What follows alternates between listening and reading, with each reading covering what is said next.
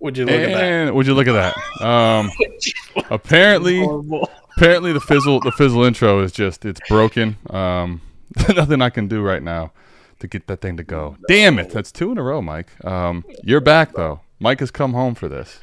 Oh no, we can't get the fizzle intro going too. I saw that the last one. It's horrible. Horrible. What are we doing with our lives? What are we doing? How am I supposed to get jacked up, man? This is just so like wah wah wah. But hey, I'm here. Wah, wah. That's 2 in a row, man. There's one way you get jacked. You get Mike back on the stream. You know. We're gonna have to get this sorted out, huh? Right. This is big time. This is unacceptable. I need to talk. Need to talk to my guy who sets everything up. Whoops, that's me. Yeah. We're gonna have a stern talking to with him. This is fucking bad. What's going on, everyone? How we doing, man? Sunday night AMA. I missed y'all so much. We had to do a special one. We're here Sunday night. Gonna do one. I'm back. I came home. I'm coming home. Tell the world I'm coming home. I'm coming home. Man, we kind of impromptu decided to do this your first day back. We're like, we haven't seen each other in a minute and done any content. We want the people to be a part of it, So how was Florida, man? Let's get into a little bit of the McNutted Land Shark special times, underdog drafts, and then we'll get into the big news, DeAndre Hopkins, man. It was good. A little bit more tan. Went to the beach, did some pool. I got to hang out with my dad at the bar a lot. The retirement home. Love it. Not retirement home, but retirement community. It's Florida. It's basically the same thing. It's like everybody there's 50 plus. I love it. Me. Me. It's good. And drank some Land Shark for the first time. Good beer. I like it. Might be hooked now. It's actually pretty delicious. Had some crab. Went and toured the Daytona International Speedway. Did that one. So if you're down there sometime, I do recommend that. That was only like $23, $24 a person. It's about an hour. Take you on a tram all the way through the infield. Take you to Victory Lane. Get to take pictures. The NASCAR crew was out there doing their ride-alongs. I didn't do that because I had the wife and kid, but for like $175, they take you around for like 3 laps. 170 miles an hour plus. Let's go. I love it. Hey, you know what, Mike? You want to call that the pre-show? Anything else you want to say? About the trip and everything before we do the pre-show. I'll get the fizzle intro, man. I'll get us going. Do you got it figured out? I got it figured out. I need the hype. Like, this feels stale. All right, I'm with you. I think we need it in our lives. You cut us out. Believe in miracles?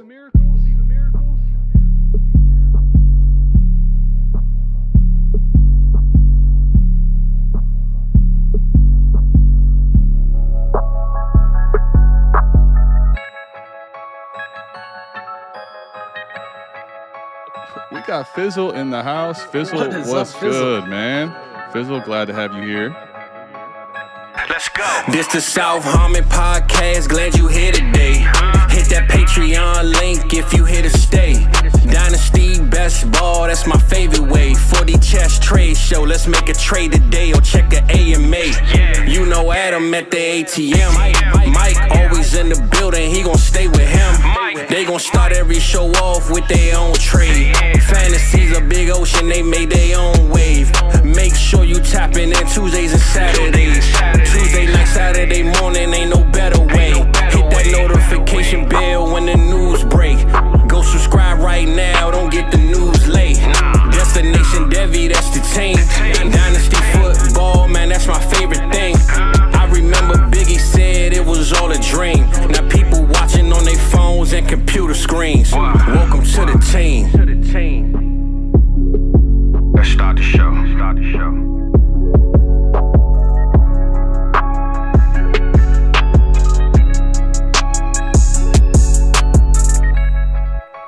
Now that feels right. Now that feels right. There it goes.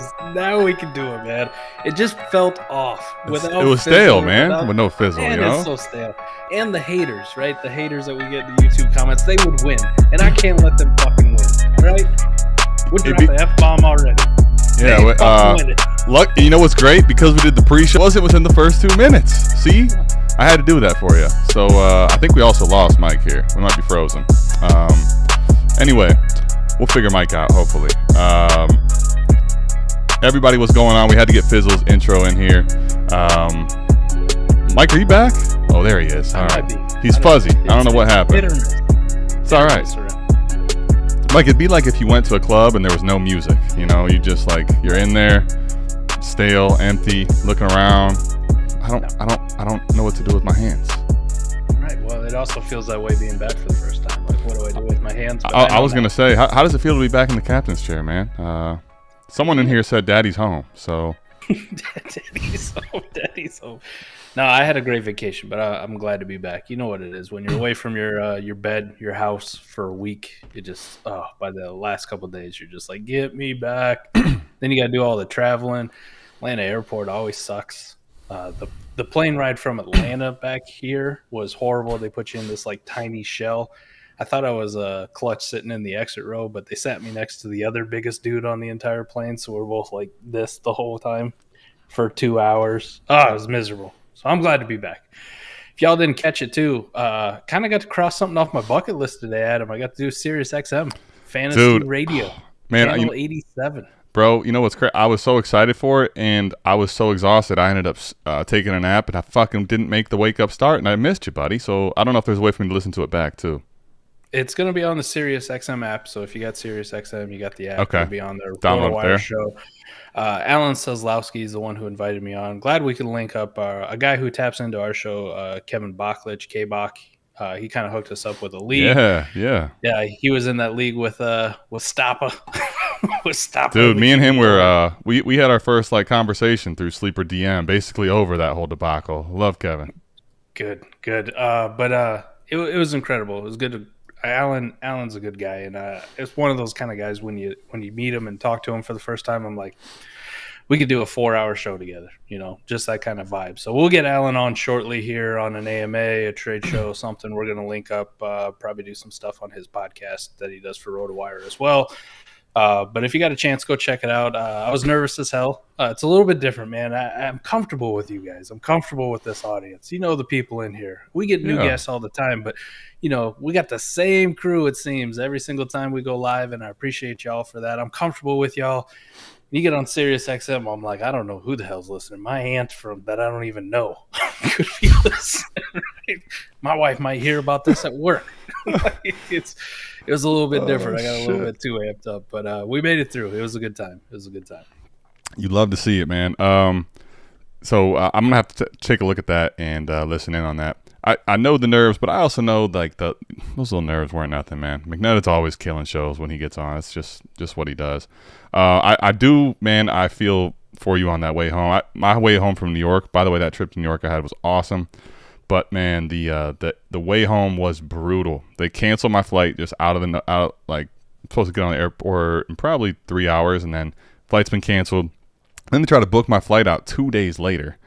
There's no planes leaving from all 3 New York airports going out to the Midwest, Ohio. Apparently they don't give a fuck about anyone from Ohio, so I have to get on a bus, because I really didn't want to take off more time. I'd already taken time off work. I didn't want to be like, hey, I'm not coming in Monday or Tuesday as well, considering we're going to be taking off time for the Expo. Right. I have to get my ass on a fucking bus to go to Philly. 2 hours. Literally what you're talking about is me. I'm in the window, just nowhere to go. Some big person's right on the left of me, just totally giving me no room. Get off there, and then I get to the gate, which is supposed to leave at 6, sitting at that gate from 6 until like 10. So it was just the whole day was travel and got nothing done. Brutal. Rough, man. We were like passing birds, man. You're coming, I'm leaving. They're like, you know what? They're like, South Harmon's taking off. We're coming up to shit on those planes up there, man. Forget those dudes. Listen, we appreciate everybody tapping in. Let's get into some stuff today, Mike. Let's talk about initial reactions. Nuke Hopkins going to Tennessee. For him, like just the initial thoughts of him going there, and then how does it affect Dynasty? For me, he's been a value for a while, especially on. I mean, you don't want him on a rebuilder for sure, but if you had him on a rebuilder, now you got another reason to sell him right now. Little news bump. I think he's going to do fine. He's still a value where you were getting him, what you were paying for him. I mean, anytime somebody's a free agent, it does feel like we kind of knock them down too much, where they just keep falling in ADP and value. He'll be good there. The one that I don't agree with, and I've seen quite a bit around Twitter, is like this somehow kills Treylon Burks. Like, nah, I'm good, man. It isn't like, I've heard some examples in the past couple of weeks where it's like, NFL teams telling you what they're thinking and what they're doing by bringing in other things. If it's at the wide receiver position, like wide receiver 1 and 2, we've seen offenses function with, like, you need 2 wide receivers. You really do. I don't care how good Jalen Waddle was his rookie year. That offense was even better and dynamite with both of him and Tyreek Hill on the field. When it comes to the wide receiver position, I don't really care what it does to the quote-unquote only wide receiver 1 on the team when they bring in another guy of that caliber. So in this case, Nuke and Treylon's still going to be fine in my opinion. The only fantasy implications it does is when, like, some team brings in a good tight end, because there's usually only one tight end on the field at a time, or they bring in a good running back. Yeah. That's when the touch squeeze really starts. At the wide receiver position, I really don't care. We talked about this all last year when it was A.J. Brown and Devontae Smith. Right. And even I jumped on the panic of the Devontae Smith thing, especially after week 1. And what happened? They were both good. Doesn't really matter. There's enough footballs to go around, right? There's only one football, but there's enough balls, passing attempts to go around in an offense. So it's not as great for Treylon because we were kind of thinking he's just going to get force-fed targets because they didn't have any other option. The only one for me that it actually kills is if you were still riding the Chigga thing, like with all the negative that we have talked about, good point. Not very good for him. And in best ball leagues, man, I was kind of getting excited to throw some darts at Kyle Phillips just because who the hell else are they throwing the football to? Like, give me that third option. And that pretty much just put the nail in the coffin there. Like, even in best ball leagues, nah, I'm good, man. See you, Kyle. Yeah, definitely. I think you kind of hit it on the head. What for you with Nuke right now? Like him landing there, whether you had him or don't, what does it do for him specifically? Are you willing to buy for a certain price now? It kind of takes the upside of him going to a KC or a Buffalo or something like that off the table? How do you feel about valuing him? And if you have him, it feels kind of gross. It doesn't feel like you're going to get a big boom in value to trade him away. So I'm just curious what your thoughts are. I may bump him up my ranks just because subconsciously, like I said, when he's a free agent, you just kind of knock him down. But it's so hard. Like I really feel like he's just one of those guys who's in that wide receiver like 28 to like 38, 40 tier, where I just go, okay, in dynasty wise, for one season, yeah, he'll probably produce better than those numbers. But like in those kind of guys, I don't really want to pay a first for because there's so many of them, right? Like if you talk about Deontay Johnson's going to be in that tier, George Pickens is in that tier, a guy that you and I have talked about extensively, Deebo Samuel is kind of in that tier, right? We've seen Deebo have awesome years too, but do you really feel good if you send away a first for him, right? And just because there's so many of those guys, how I feel. I'm good. Right, I always feel like you're just leaving money on the table because you have so many options at that like tier of wide receiver. Right. So I think if I had him and somebody sent me a first for him, like, all right, see ya. Like I'll just move on because I can re-roll this into something else that's going to be very similar, if not better for me in the long term. So if I'm buying, I don't know, send 2 seconds for him. That's my tops, honestly. Definitely not sending a first, especially not this time of a year. Like. Because here's the thing. Let's say he plays well. Like, even if it gets later, like, is someone really going to ask for more than a first for Nuke? Like, I maybe, but they ain't getting it probably. So, to me, it makes no sense to do that now because you don't even know what it's going to look like when he gets there. You know what I mean? I think on just draft capital, that's kind of where I'm at. Now, ideally, I would rather do something like if I'm a contending team and somebody has a DeAndre Hopkins that they're willing to part with, like maybe I would send a guy like Jameson Williams, right? Maybe I send him player for player. I could do that because we both agree on like his cost, right? Right. Yeah. The other one, like if people really believe in Jonathan Mingo or Elijah Moore or Rashee Rice, like one of these guys, if I'm on a contender, why not pair them with a second or see if maybe they would do it straight up. I don't think they would, but if you got to attach a second to it, if I'm a contending dynasty roster, I think that's what I'd rather do. I don't want to send my first, though. There's so much I can buy in season with a first that I'm probably going to diamond hand the shit out of it. I'm with you. Yeah, I'm with you. I would definitely send a JMO type, though. I'd be willing to do that. So, somebody that has that, name cachet that might feel like a first for people, but that I'm quietly out on, or not quietly in JMO's case, right? The only thing I want to caution people against, too, I've already seen it on Twitter, is like, well, the Titans didn't throw the ball a lot last year. Let's also focus and give some context, man, because people do this shit all the time. Like, they're only going to throw the ball, I think I saw somebody put like 415 times, which was less than they actually threw the ball last year. So, one, that's already a fallacy, and it's not going to happen, which would be a historic low. But the other thing, Adam, like, remember that Malik Willis started quite a few games last year, and he had some games where he had like 8 pass attempts, 10 pass attempts. Like, those are historic lows. That's not going to happen again. All right? So when you're looking at the whole offense as a whole, just know whether it's Tannehill or Levis takes over at some point this season or Tannehill rides it out, doesn't really matter. I would think that the passing numbers would probably be a lot closer to 2021 than they were 2022. And if they're 2021, they're below league average, but they're still, 31, 32 pass attempts per game, which is more than enough to sustain fantasy success for 2 wide receivers in that offense. Yep, I'm with you. Okay, Mike, so let me just ask you this then. Right now, I'm going to do a little keep, trade, cut thing before we get into questions. Okay. Let's do some comparisons. What do you think? Do it. All right, so let's go right now. I'm going to give you a layup. Christian Kirk or him? I'll take Christian Kirk, to be honest. Dynasty, long term. With you. All right, so let's go a little lower. Hollywood Brown. Ooh. I'm actually, this is going to sound weird, Adam, especially coming from me. Oh, no. And where I've been at. I'm really starting to warm up to the Hollywood Brown thing. Just okay, because when I was getting look worried. At that offense, I'm with you. Just because when I look at that offense, it's like, you got to throw the ball at somebody, man, and that is by far and away the best playmaker at the wide receiver position on that offense. Like, I will Rondale Moore truther until I die. But Hollywood Brown is actually a producer at the wide receiver position that we have seen. So I think I'll take Hollywood long term. I mean, he's only 26. Okay, only so 26. Let me ask you a question then. Is Hollywood worth on like a really strong best ball team a late first?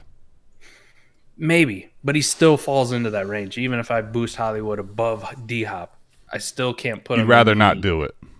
Yeah, for me, I can't put him in like the Addison, Godwin, Amari Cooper range. That's fair. I just can't do it. Kadarius Toney or Nuke?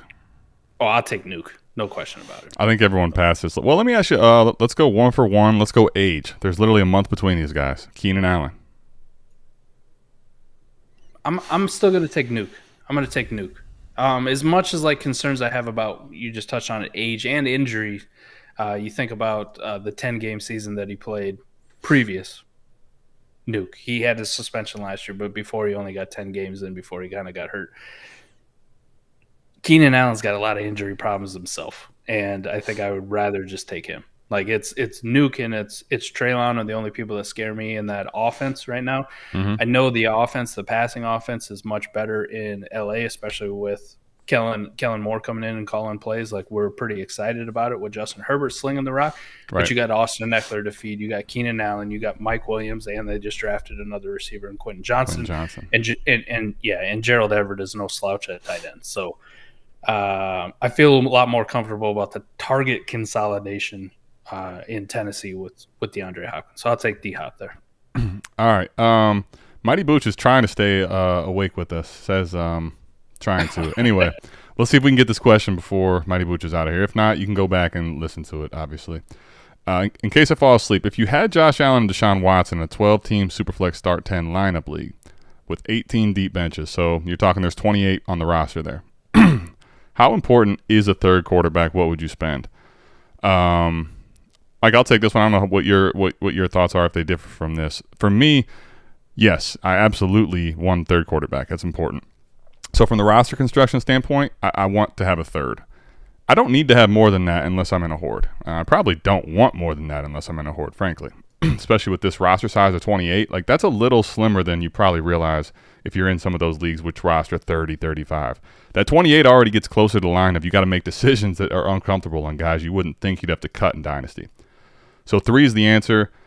How much am I willing to spend is the big question here, though. For me, I want to be somewhere in that like quarterback 18 to 24-ish mix that I feel like has, a real chance of being okay. They don't have to be high-end upside, but like Mac Jones, Kenny Pickett. I'm perfectly fine with guys like that being my quarterback 3, Mike. I don't want to spend a bunch, really, to go have a great quarterback 3. I'd rather have someone that's slides in with replaceable level starter ability. Nothing crazy, but I need them for bye weeks and I need them in a pinch of an injury. That's really my answer. So I don't want to get crazy and spend more than, a first plus to have my quarterback 3. I want to keep it somewhere much lighter than that. I've seen teams have 2 elite quarterbacks and not have a third. And I understand, like in lineup leagues, you can get by with it. I don't like to do it. You'll never catch me do it. I'll get a little bit more crusty than you will. Like we just talked about Tennessee. Like I am completely fine having Ryan Tannehill as my QB3 or a Jimmy Garoppolo as my QB3 if I already have 2 studs. I just need that guy to fill in when I need to.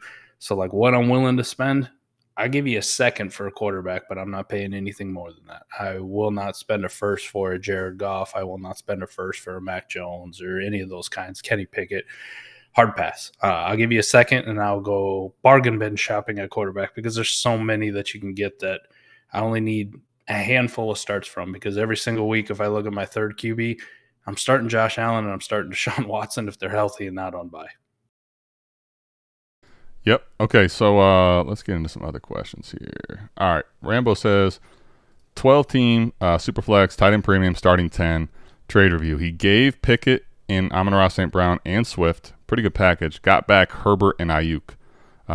Start 10, I mean, says QBs now are Herbert, Kyler, Stroud. PS WoRP tool's a game changer for the team building strategy. Keep up the good work, fellas. I agree with the WoRP part, but this is way too easy. Like, don't get me wrong. I'd much rather have Amon-Ra than I would have Ayuk. At the cost of Pickett and Swift, this type of a league. Yeah. I don't know the league specifically. I would to really give you like the intricate context, I would need to see the scoring and the WoRP, obviously. But just on generic face value, if we're starting 10 lineup league, this is Herbert by a mile, unless there's something crazy that I don't know about with the league. Smash the hell out of this one. Like I said, I love Amon-Ra, and I'd much have him than Ayuk. I'm a big fan of Swift, and I will fight everyone who denies Kenny Pickett incoming breakout that's coming. But this is easy, man. You take Justin Herbert, you take the receiver and Ayuk back, and you can have those 3 pieces. Yeah, I'm with you. There's Corey, man. Corey, we're doing the trade show after this. Let's say there's 2 deals in there, one of which I'm not gonna grade very favorably on your side. I'm not even gonna sugarcoat it today. Period. I already told him, man. We were playing some Rocket League earlier. Oh yeah, Discord. Nice. Yeah, nice, got me man. Now I'm a Rocket Leaguer. That Rocket League in there it's something serious. Like I look down and they're in there all the time. It's awesome. I'm gonna quit doing fantasy and I'm gonna be a professional Rocket Leaguer. I think. I don't know. I'm horrible. But I was gonna say that would be. I would actually. I need to play more. I imagine I'm gonna suck, but yeah. It's with the shitheads. I'm willing to suck with the shitheads in something. They gotta carry. They gotta carry me. All right. Let's see what we got here, question wise. Any other questions y'all got? I don't see a ton of questions sitting around. A lot of just comments, people hanging out, chilling. Appreciate everyone tapping in, by the way. So let's see, Mike. We got a few around here. Yeah, we got a few. I'm just pulling them up, trying to star them so I don't miss any. What percentage of your auction startup funds would you allocate to quarterbacks in a 12-team Superflex start 11? Great question. I think we've touched on this before, but let's give it to them. I'm comfortable up to 65-70%, Adam, to be completely honest. Now, you don't necessarily have to do it. It kind of depends on where the value is and how much like some of the ancillary quarterbacks are going for. It also depends if people start sleeping on other quarterbacks. I'm a big guy for price enforcing and super flex auctions on quarterbacks for sure. But at the end of the day, man, let's just say hypothetically, I started out and I got Patrick Mahomes for $350 and I got Josh Allen for $350. Right? There's $1,000 auction budget right there. I've spent 70%. I don't have a lot of funds to play with, but I have 2 top 3, 2 top 4, however you want to rank them quarterbacks. The top 2 doesn't really matter. I have 2 elite quarterbacks, which is something that nobody else in the league is going to have, and I don't have to worry about quarterback position for a very, very long time. Right? 4-5 years. I don't have to worry about my quarterback spot. Yeah, I'll kind of figure it out later. Like, I'll just figure the rest of my roster out. Whether that means I kind of punt year one and I just load up with, young youth pieces that I can get a value, or what happens a lot in auctions, man, especially dynasty auction startups, is those old guys, those DeAndre Hopkins of the world, the Keenan Allens, right? The Ezekiel Elliott's, Leonard Fournette's, like these kind of guys, they get overlooked and they go for dirt cheap, and you can build yourself a pretty strong contender with 2 elite quarterbacks and just a bunch of throw-ins that you got for the $250 that was remaining in your budget. So 70%, I'm pretty comfortable up there. No problem about it. Ideally, I probably want to be in that 60% range, but 70%, if you can get those elite guys, go for it. Yeah, I think too, the other big part here that I don't know, Don Juan just says start 11. Like, if this is lineup especially too, like we do a ton of these auctions in best ball, and even in best ball, I'd be willing to spend 70% feels strong, but honestly, I'd be willing to probably spend it if I knew how I was going to allocate the rest of it, knowing that I just walk away with 2 of those elite guys, 2 of the top 4, like you're talking about. Right. But if it's lineup start 11, like it's lineup, there I'm even more willing to do it, and maybe even go up to like 75% and just make sure I'm filling the positions I need to in roster construction afterwards. Because if you have, let's say, Allen and Mahomes in a start 11 lineup league, I mean, you're constantly at that point just trying to figure out the rest of the positions, and you can do that so much easier than you can replace one of those elite level quarterbacks in a league like that. I think that's too. If you were to do that, you spend that much at quarterback, and then you try to build a contender, definitely just pick a position that you're going to punt. Preferably not wide receiver though. Punt running back and just try to get some fill-ins, or punt the tight end position entirely and try to hit the, this year's Tyler Higbee. Right, like try to hit that guy, or try to hit some of these rookies like a Bellinger, K-Dot and Quanquo, Dolchich, like those guys from last year where you're like, yeah, I can start him for a few weeks, right? I can get a few weeks out of him. Just pick a position that you're going to punt, because you're so loaded at quarterback. You got that massive advantage. If somebody wants to try to make up that massive advantage with really good tight end room, yeah, best of luck to them. Like, good luck to you, man. All right, I'll see you not in the championship. So no problem there. All yours. Brandon L. WoRP can be applied to how to roster build for a redraft league, right? Yeah, absolutely. That's one of the best parts about the tool is the roster construction completely adapts to what the sleeper of the MFL league is. So it'll tell you roster construction. It'll totally change based on that. Scott Connor's been doing a great series with the Scott Fishbowl. Scott Fishbowl. Right? There you go. Yep. Right. He's been doing the WoRP series, drafting his roster based on his findings from WoRP and how he wants to build it out based on that league settings and scoring. So been pretty good. For me, down in vacation, right? I'm in a underdog legal state. I was not. And apparently if you start a bunch of slow drafts in a legal state, you get to continue them even when you come back to a state that's not so underdog friendly. So I hammered the piss out of them, and I've been using WoRP to draft my underdog rosters. Yeah, absolutely. I think in redraft especially, like, because I think in Dynasty I can, because there's typically longer benches, I can veer from roster construction a little more as long as I stay somewhat involved in that. Don't get too off the beaten path, and I'm be okay. In like these redraft leagues where it's very condensed as far as your benches, I think it's even a little more important in those leagues. Right. The biggest one for me was like these underdog drafts. Everybody wants the wide receivers, right? Like, wide receivers are the hot thing, and I'm looking at it and going, it's half PPR on underdog, Adam. It's half PPR. Right. Meaning that the wide receivers and running backs are literally overlaid as far as WoRP goes, neck and neck. But you get in the drafts, and you'll literally have the choice of like wide receiver 22, 23, 24, 25, and RB 8, 9 is still sitting there on the board. Now, wide receiver 8 or 9 is equal in WoRP to the running back, but wide receiver 22, 23 is not. No, not even close. Not. There you're just kind of chasing. I mean, you might get a random spike week out of someone like that, but consistency and spike weeks are not coming mostly from those later on receivers in that format. I'm just trying to find the guys who are giving me the most amount of points, man. So the underdog WoRP tool has been awesome. Yes, it does work for those. Which is, shout out to Koopa.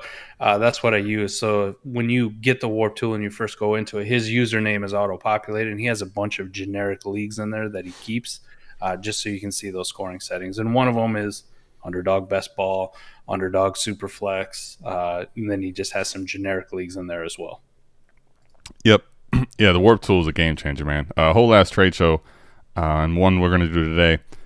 Like, obviously not the ones that are layups. I mean, these leagues that are layups, you don't need to see the WoRP to know that, you shouldn't pay 3 firsts for Russell Wilson or 2 firsts and a second, right? But, WoRP in general is one of those where if it's close enough in value, I'm going to take a look at the WoRP tool. There's even sometimes where like you see a crazy deal, right, Mike? And I'm like, one specifically from last week was Jared Goff was being acquired for A.J. Brown. And I'm like, I have to pull up WoRP because if this is not an economy where that red line is just trending way, way higher than the receivers, like I can't even understand this deal going through. And you at least can see that that's the economy, right? It's a ridiculously high WoRP of quarterbacks. So someone probably feels super unsexy about it, but they're in a bad position, and that's why they had to make a trade like that. So right. I think you can see a ton of stuff with WoRP that you maybe weren't thinking about too. So anyway, all right, Amy DeLisa's got a 12-team, one quarterback, Mike. Mike is coming home, man. One QB leagues. Let's go. 1.5 1.5 tight end premium. We're starting 8. Oh, I love this. This is a Mike question if I've ever seen it. Yes. Amy, thank you so much for this question. This for me feels like a super chat. My energy levels just got really high. Small roster, start 20. Would you pay Kincaid, Dotson, 24-second for Mandrews? Rock solid at running back. Have Kittle, Njoku, Kupp, Judy, Quentin Johnson, Cooks, Bateman, and Renfro. The answer what do you think, Mike? The answer for me is yes. In a league this shallow, you don't have many opportunities to make up the gaps at tight end, and Mandrews is a complete positional advantage. I'm probably not starting in start 8 one quarterback Dotson. If I am, I don't feel great about it.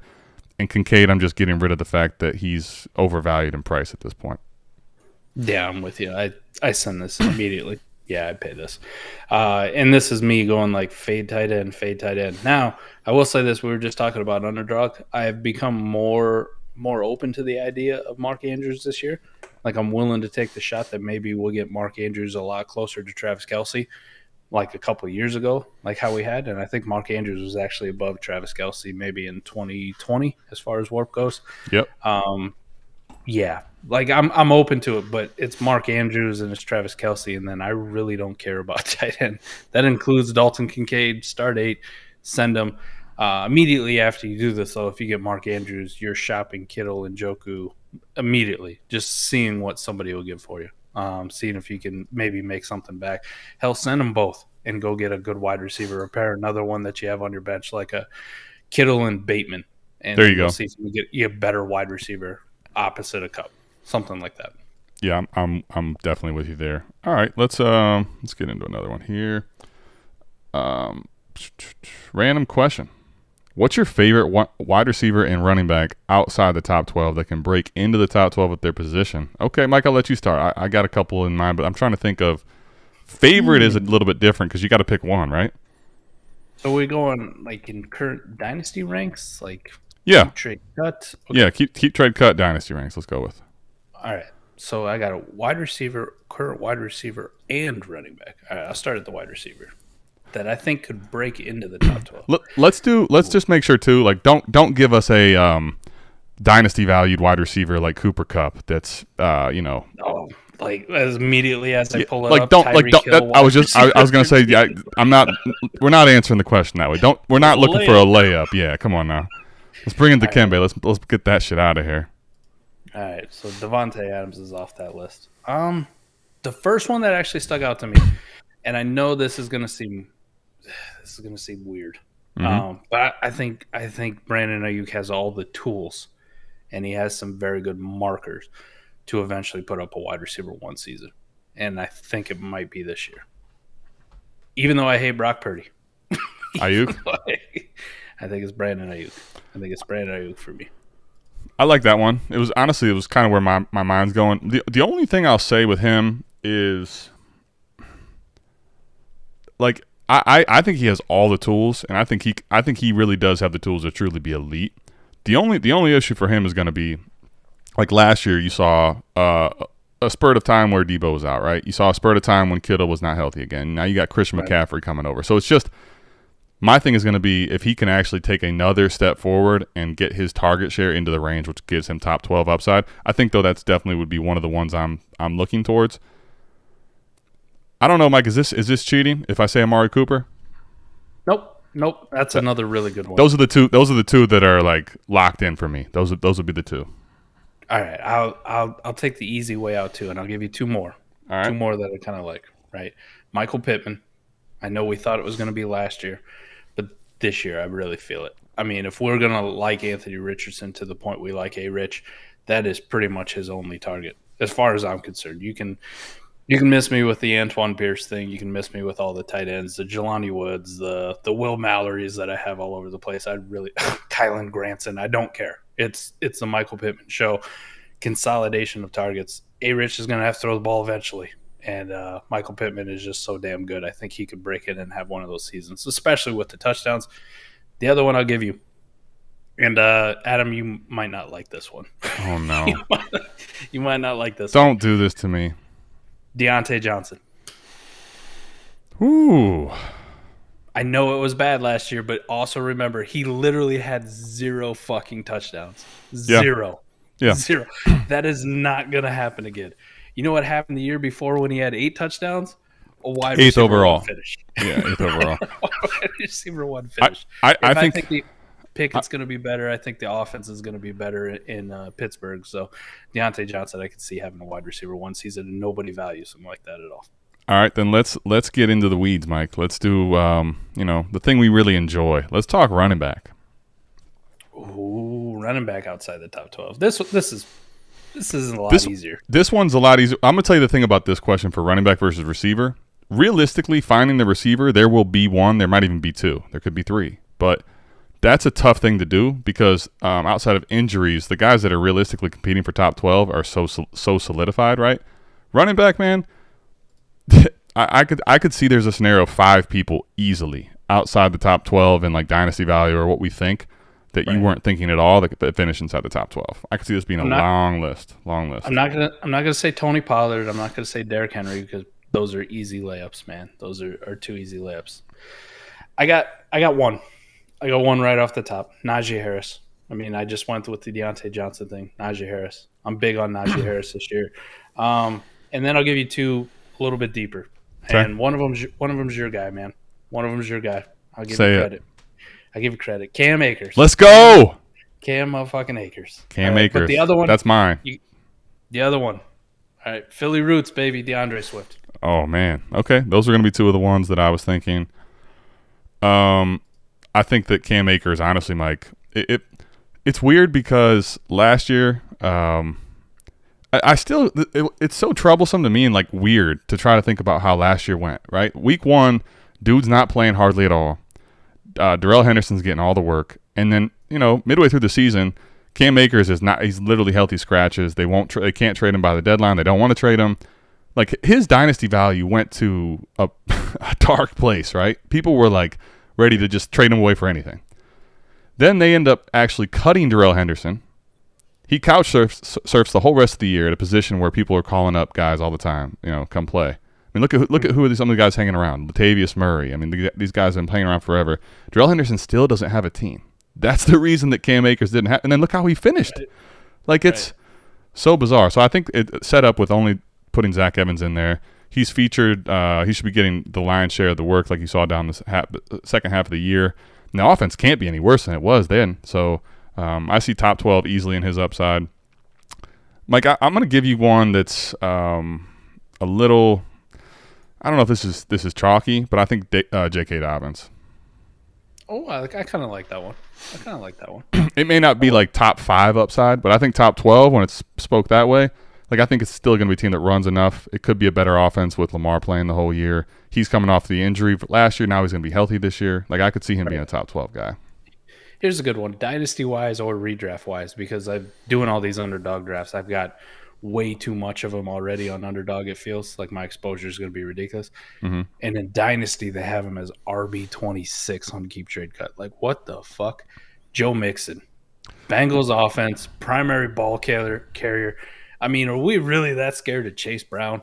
Come on, man. Or Chris Evans? Come on, man. Like, even on underdog, he's like RB15 in ADP. It's stupid. I'll take all the Joe Mixon I can get easily in that offense.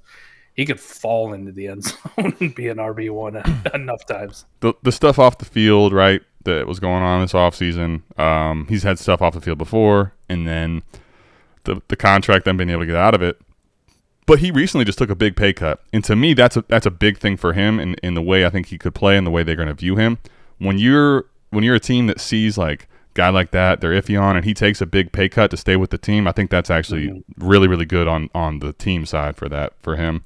I think his role is not going to be any different than it was in the last couple of years. I don't think he gets pass catching work all of a sudden. Like, that's never been his thing, but right. a good offense, red zone, all the red zone touches, the valuable touches outside of, third down work, I think that's all still him. So I'm with you there pretty easily. And Dalvin Cook's RB34 too, man. You could throw him on the list. I'm genuinely curious to see where he lands, and then, does he stay healthy this late in his career? Because we've seen how he can just be week winning, league winning when healthy and playing. So right. It'd be interesting to see how he goes. You can't say that you're not going to say he couldn't finish as a top 12 back. If you did that, I think you're crazy. I'll spare you the Antonio Gibson love for one show too. I'm glad to see that he's come to his senses. All right, welcome home, 10 team Superflex. JMO and 106 for Brees. Is it worth it? 10 team, I think so. I can see it. I think so because it dilutes the quarterback position. So at 106, I'm good. I'm good. Because you're probably going to end up at that spot with one of Bryce or CJ. And in 10 team, I really don't want them nearly as much as I do in a 12 team. You know what I mean? I don't think in a 10 team you get Gibbs or JSN there. So, and that would be the reason I would say no typically. Yeah, I'm not very high on Jameis Williams if you haven't. Well, that's the thing. In 10 team, I'm even lower on JMO because I'm the same. I just want to get off of him even more. I don't see a scenario where he ends up being really good. Yeah, I think I'd do this. I think though it's pretty close to the top, man. There's still a lot of people who really like JMO. A lot of people. So you're saying basically you could but can you attach JMO to 106 and get better than Brees? I don't know, man. People are shitting their pants about Brees Hall. At least in some of the circles we run in, people losing their mind, right? He's taking notes about. We're over 100, by the way, Mike. Over 100 in here. Yeah. He's taking notes because Dalvin Cook might be going there, and what's that say about him? I don't know. All I know is Brees Hall is young and he's pretty good at football, and we saw even with little touches, pretty damn efficient on those touches. I'll tell you what it says. It says the people want to see themselves some McNutted, man. They're happy the kid has returned. All right, 12-team Superflex last year's Tamp decided to sell off and rebuild. Okay. He's got Kupp, Adams, CMC, Eckler for 3 first. One will be the 101 and 24 and 2 late. And 3 seconds. So it's 3 first and 3 seconds. So 101, 2 lates, and 3 seconds for Kupp, Adams, CMC, and Eckler. Four elite pieces. Yeah. I mean, obviously at this time of year, a lot of these guys are devalued. CMC is probably the only one that hasn't seen a big dip in keep trade cut value. I'm good here, man. The only thing I would say is that the only way this would not be worth it is if your team just is so desperate on quarterbacks and you've been better off sending this for a quarterback spot, right, in the 12-team Superflex. If I had my quarterback spot's good, this is more than a smash. This is exactly what I'm looking for, by a mile, country mile. You know what I mean? If you just told me 4 generic first and 4 generic seconds for Kupp, Adams, CMC, and Eckler, right, to get all 4 of those, and to immediately flip my team from rebuilder or middle of the road to elite contender, because those are all elite assets, but they're devalued because they're old, right? They're old. Nobody wants them anymore. I would have been fine with it. Instead, you get it for 3 and 3, 2 of them late, and I understand one of them is going to be the 101. But at this point right now, I'm willing to bet that maybe the 101 doesn't actually become the 101. Here you go. We see something stupid that happens. So and by the way, I agree with everything you're saying, Mike. But my only point was if let's say you have you're starting a Pickett, Mac Jones type at quarterback too. With these guys, you could still even win. But my only point is could you actually get an elite quarterback, which might mean more? But he already has Lamar, Watson, and A. Rich. I mean. This team's stacked to the this is now if I awesome. Knowing the context of those 3 quarterbacks, this is outrageous, Mike. People got to be hating you right now after making a deal like this. No, yeah, I think if forget Caleb Williams. I'm good. You guys can have it. I'll never tell people to pay us money, but I think if you're going to show off this much, that's worth $1 super chat. Right? That's what they say on. That's what they say on Dynasty Trades in 5. How do they word it? I forget now. It's a super flex. Yeah, it is. It's not a super chat. It's a super flex. Yeah, there you go. All right. Pretty good. Is Connor going to be? I'm out here screwing up the damn chat thing. See, Mike, I'm off my game. Is Connor going to be a good value now that he's practically the only offensive weapon to start the season? I think he's a good value for what you can buy him for. But like, I'm not getting crazy with it, man. It's still James Conner that I just kind of go, eh. Like, this is also a guy that could fall off at any minute and nobody be surprised, right? Like, if James Conner had 4 games and then to do shit the rest of the year and was RB 36, would you be shocked at him? Be like, nah, well, I get it. Man, been banged up quite a bit. Arizona's offense was bad. No Kyler. Like, they couldn't run the ball. They had to throw a billion times. Right. Right. I wouldn't be shocked. I wouldn't be shocked. But I think, I don't know, what's he cost? A third? Maybe? A late second? Yeah, I'd probably send any second that doesn't project early for Connor, honestly, in most of these leagues. Because now the only caveat, I guess, would be how have I built my team if it's lineup? Because in lineup leagues, like, I don't necessarily need to just secure James Conner now. I think my fear with him is not that he won't get the work, but this is a guy that's gotten a lot of work lately and has happened to stay relatively healthy, but has a bunch of injury history, right? So you could see this guy's the wheels fall off for him. I like him, but I would need to know that I needed running back production right now. Otherwise, I might just rather have a generic second to trade for a running back later when I know they're healthy in a lineup league. But in in a best ball league, like, are you kidding me? I'd trade a second for James Conner in a best ball league right now, easy. How about this? James Conner or Brian Robinson? James Conner. Okay. Come on, don't start off with the James Conner or Khalil Herbert? James Conner. James Conner or Roshan?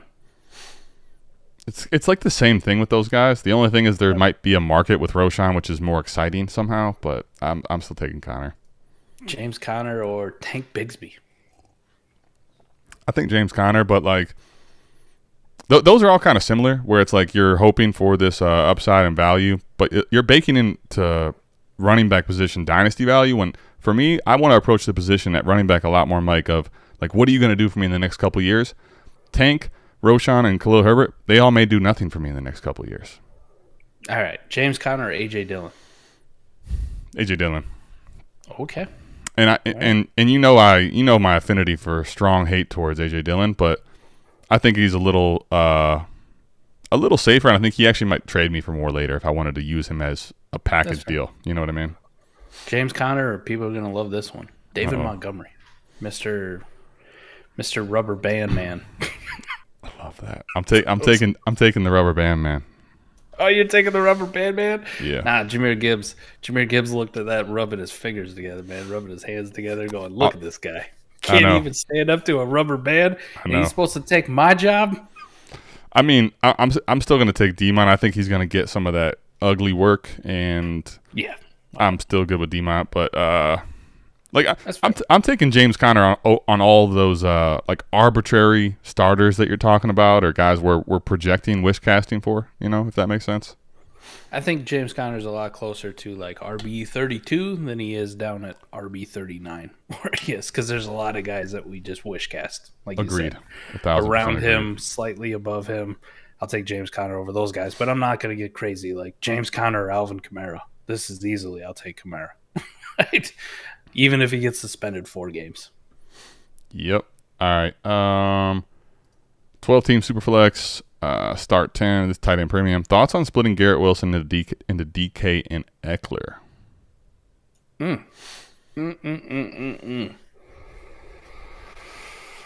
Where you at, Adam? Where you at? So I got to hear your thoughts before I pollute you with mine. That's okay. No, this is one of those, Rambo. Honestly, I don't know if you have the tool or not. This is where I'm going to use WoRP, because I've seen WoRP charts and I've seen league settings where this would differ for me, just because of something, especially with the market value of Garrett Wilson and how much I need elite receivers. So let me just kind of explain what I mean here. I think DK and Garrett Wilson, there's a scenario where they're pretty close in WoRP, realistically, right? So then I think to myself, yeah, let me get the Eckler side of this deal, and it makes a ton of sense. And Eckler is someone that can finish high in WoRP. But what I mean by that is, when I look at this line chart, Mike, and let's say it's one of those steep lines, like this is if this is any type of different scoring settings than are just regular, Garrett Wilson is a guy I could trade into the high-end WoRP monsters at receiver that might really matter. So I would rather try to see if I could do something like that, and maybe still get a plus. Like there's real scenarios where you could trade a Garrett Wilson for a Cooper Kupp and another running back that's probably in the same range as like an Eckler, where DK is going to probably be in the range that's not really winning me a ton of value on the WoRP chart, if that makes sense. So it's not that I don't like this deal. Like there's a scenario where in a lot of different leagues I would take this type of a deal. To me, that's where I use a league tiebreaker as WoRP chart. WoRP chart would be the tiebreaker for me too, but I'm going to lead the DK and Eckler side, man. I feel I'm it. Take the 2 for 1. Eckler's going to give me pretty damn good production at running back, good asset, and kind of like you said, what you kicked it off. The only caveat I got is a lot more people are going to want the Garrett Wilson side. That's why this is even an option, right? No, that's exactly my point, right? Extremely high on Garrett Wilson. So what you said, Adam, where I might want to explore just what Garrett Wilson will actually fetch me. That's the who's thing. the biggest Garrett Wilson truther in my entire league? Like, who's really high on him, man? And listen, the WoRP series, Dynasty Mind Warp, is going to be coming out, which if you are interested in that and WoRP, you got to check it out because we'll walk through different scenarios where I would take the Garrett Wilson side and I would basically take the DK side. But what you got to look at with the WoRP chart is going to be, okay, how steep is it from, let's say, like the top 5 to the top 12? How steep and how different is that?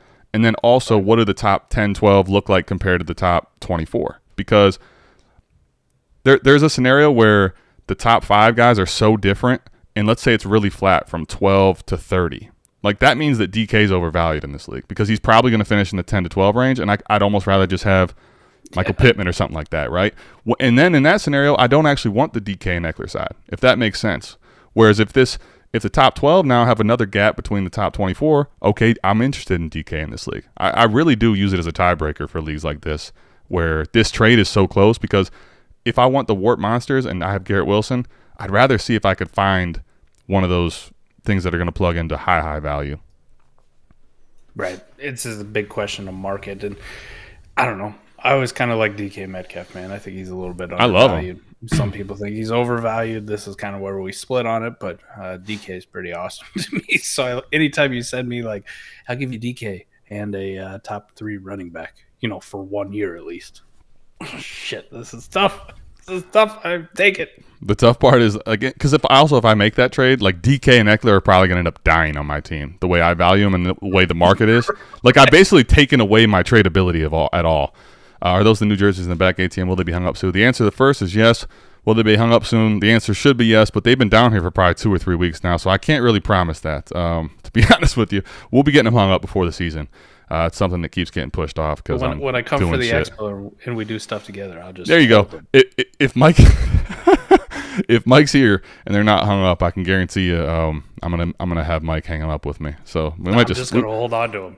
No, I know you're gonna do it during that, but then I'm gonna make you hang them up before we. Like when I had to fix your light. Exactly. That's what I'm saying. I got Bob the Builder here. No. All right, Mike, let's get to a few more here. Let's see what we got. I'm trying to find a good question. If you see one, Mike, just go ahead and let me know which one to pull up. No, I was just reading the chat, man. There is some wildness in this chat. I fucking love this chat. I love this chat, too.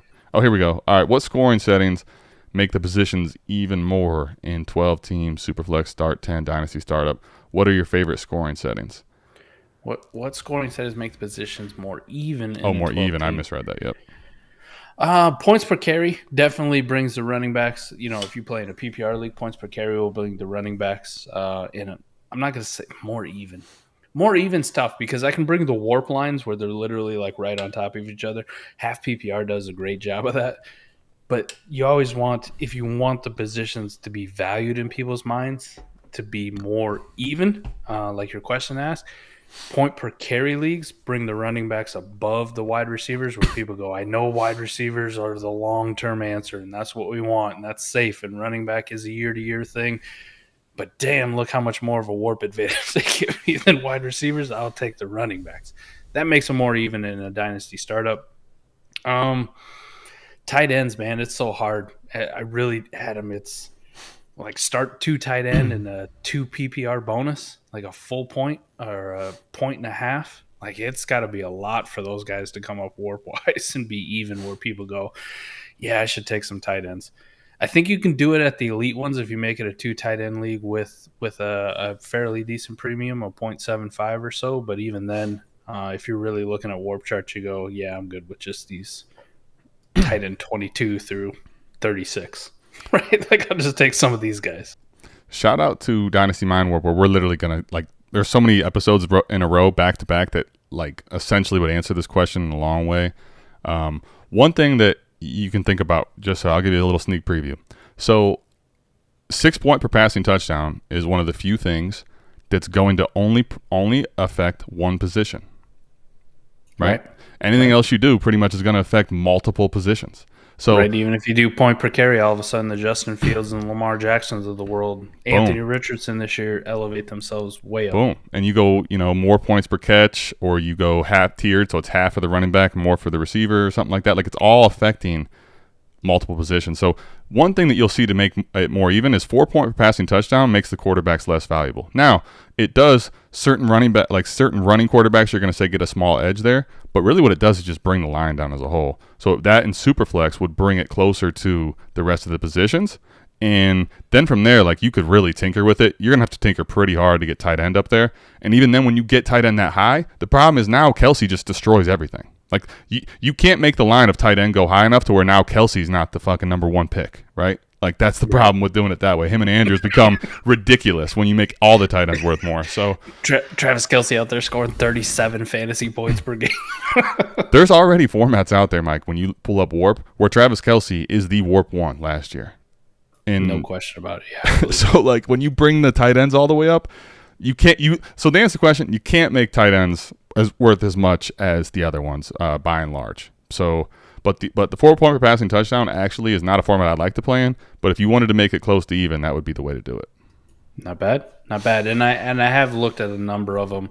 Like I said, the WoRP graphs become almost dead even when it's half point, PPR half PPR. And then I found if it's half PPR and you make it a point per carry league, like a 0.25 point per carry, you'll elevate the running backs up. Or even in a full PPR league, you'll elevate the running backs up enough where people will, in a dynasty startup, value them similarly to the same tier wide receiver. Who is going to the Fantasy Football Expo? Possibly you. Could be you. Y'all should go, man. If you're not going, or if you're thinking about it, you're on the fence, you got to go, man. I'm so fucking excited for the Expo, bro. I can't wait for this thing to come around. Yes. I know I just said I was done with vacation and ready to be home, but this is different. This is my guys. This is all the people in the fantasy space that I really love to hang with, get to meet them the one time a year. The event that Bob Long puts on, the Fantasy Football Expo. It's tremendous, incredible. Man. Tremendous. And this will be the first year we're going to have a booth. We're going to have a booth and we're going to have a shit house. Literally. Shit school. Shit school. We got a shit B&B and we got a booth, man. Wow. It's Mike, that, you know what that feels like? It feels like a rebuild that happened really quick, the South Harmon thing. Like I didn't feel like we'd be this competitive already. Nah, we got a school. This is going to be fun. It's honestly, it probably is going to be a shit show, legitimately. Like, right. I could see this getting ridiculously wild, but it'll be fun as hell. All right, Matt Dennis says, what's up to both of us? He says, good to see you back. All right, Mike, let's do a last question here, and then we'll get out of here. We're going to go do a trade show to keep you guys informed with Dynasty trades. Evan, appreciate the question. 12-team Superflex starting 13. Love it. Quarterbacks are Richardson, Young, and Kyler. Damn. Okay. I like it, but it's one of those where, like, I don't see a score right away. You know what I mean? I'm even rocking the Kyler jersey, but could struggle to make the playoffs. Have A.J. Brown and Smitty. Should I try to trade AJB because I have both, or is that flawed logic? You don't need to trade A.J. Brown because you have both. I would say that is flawed logic. Now, having two receivers on the same team like this, what it's really going to do is it's going to elevate your floor because it's highly unlikely that A.J. Brown and Smith both have terrible weeks. So it's going to elevate your floor, right? But what it's probably also going to do is slightly, not crazy, because these guys both can still go very, very high, but it's less likely they're both like top 3. You know, whereas if you had, let's say, a Chase and a Jefferson, or, you know, different options at wide receiver that are very high, you can probably have a higher ceiling. I wouldn't do that. I wouldn't trade away just because of that. But if you're in a productive struggle, like AJ Brown probably is pretty close to apex, and I'd be willing to trade him. So to answer the question, it's like I wouldn't trade him because I just have Smitty, but I would be willing to trade him if you want to rebuild. The AJ Brown thing I'm with. Just in general, right? If you weren't in a productive struggle, you didn't have this quarterback situation where you go like, I could make the playoffs, but like these rookies are going to have to really produce at a clip that most rookie quarterbacks don't actually produce at. I'm kind of with you. I would explore trading away AJ Brown, and it's not because you have both of them. Like if you told me I had a Lamar Jackson and Deshaun Watson as my two quarterbacks. I also have AJ Brown and Smitty. Would you trade one of these guys away because I have both of them? I tell you no. Like, unless somebody gave me an offer that was comparable or what I should be getting for them. But then that's a separate conversation than trading him away because you have both, right? Like you're gonna pay me what he's worth, or I'm not moving him, right? Correct. I'm not trading him away just because I have both. They're one of the few. There's not many wide receiver duos. I know we kicked this off with the Nuke Hopkins and Treylon Burks thing, but also let's think about it. Like a lot of these wide receiver duos, if you were to have both of them, it's format dependent, right? Do I have deep enough starters where like both of these guys matter, right? I could have Keenan Allen and Mike Williams, and I'm not going like I should trade one of these guys away. It doesn't really matter because I'm probably not going to start both of them. AJ Brown, Devontae Smith, yeah, you're going to start them every single week. Like you're going to start them. They're in that range. You start both of them. You will start T. Higgins and Jamar Chase every single week. These are very rare groups or pairings of wide receivers. Having both of them, not a bad thing. I think I got a team that has T. Higgins and Jamar Chase, and I love it. I put them both in. I know every single week one of those wide receivers is going off, if not both of them. If they both go off, I smash the piss out of my competition. If only one of them goes off, generally my floor is actually really, really high, right? I might get 20 points from one, and I might get 12 points from the other. I could get 12 points out of any other wide receiver too. Like that doesn't matter to me. Right. Like I'm good having both of them. AJ Brown and Smitty are awesome. But to Adam's point, AJ Brown, if I was kind of in a productive struggle like you are, a little bit worried about it, at least explore. That'd be the guy that I'd put on the block and see what people will give me, just because I want to reset the age market, want to get out of him at peak while he's really highly valued. Keep Smitty around because he hasn't quite hit that peak yet. Yeah, 1,000%. That's it. That's literally in summary. That's exactly what I would tell you here.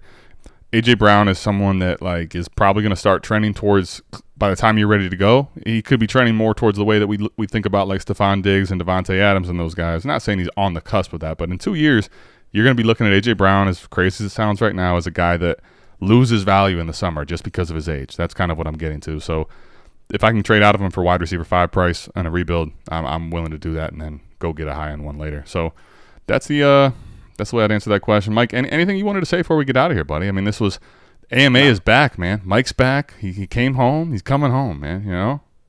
It felt good. It felt good to be back. I missed it.